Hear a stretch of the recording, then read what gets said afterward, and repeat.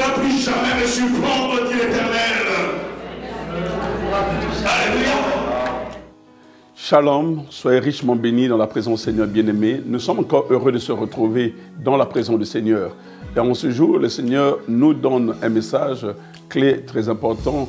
L'Éternel ne permettra jamais à l'ennemi de te surprendre. Dans le livre de Psaume 89, le verset 19 à 25, le Seigneur est en train de faire des éloges à son bien-aimé David, qu'il a oint. Mais quand tu as oint de Dieu, il y a des choses que Dieu ne permettra pas que ça t'arrive. Il y a des choses que Dieu va se lever en ta faveur, qu'il va faire.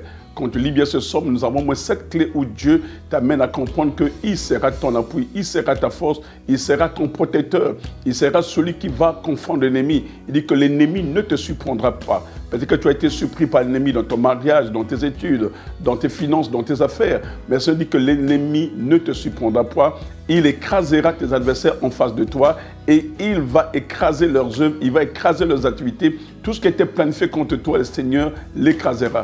Alléluia, parce que sa main puissante sera sur toi. Dieu va te soutenir à ce que tu restes toujours fort.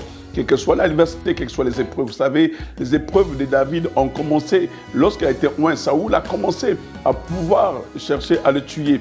Mais comme Dieu est avec lui, il était le oint de Dieu. Dieu n'a pas permis que Saoul puisse l'atteindre. Dieu a protégé parce qu'il était son appui, il était son bouclier.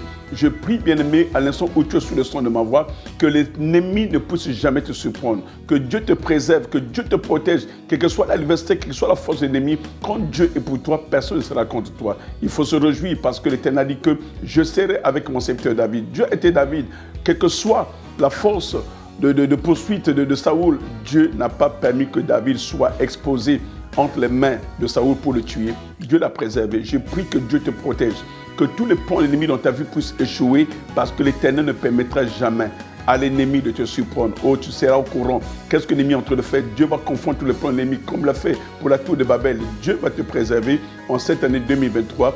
Reste attaché à Dieu. Fixe ton regard sur le Seigneur. Quand ton regard est fixé sur le Seigneur, il combattra toujours pour toi, il te donnera la victoire sur tes ennemis.